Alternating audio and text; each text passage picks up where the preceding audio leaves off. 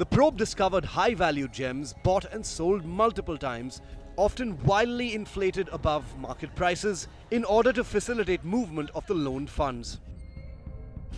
Take a look at this transaction, for instance. The investigation here reveals round-tripping of a 3.27 carat cushion-cut diamond, fancy vivid yellow-orange, was exported thrice and imported once between August 8th and September 13th, 2011. On August 8th, 2011, Firestone Inc., now called Firestar Diamond in the United States, sold this expensive gem to a shell named Fancy Creations Company in Hong Kong for over $1 million.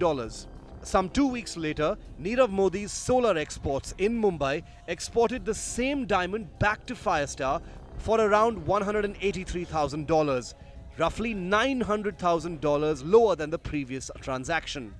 6 days later, Firestar exported the diamond back to Fancy Creations Company for $1.15 million.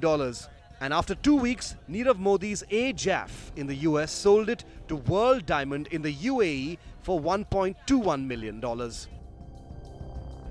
In other words, a diamond worth $188,000 has been shown in transactions worth $3.6 million.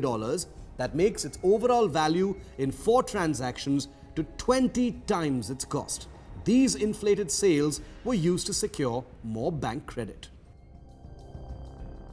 The investigation notes at least 4 such instances of round-tripping to give the impression of high sales between Nirav Modi entities and third parties.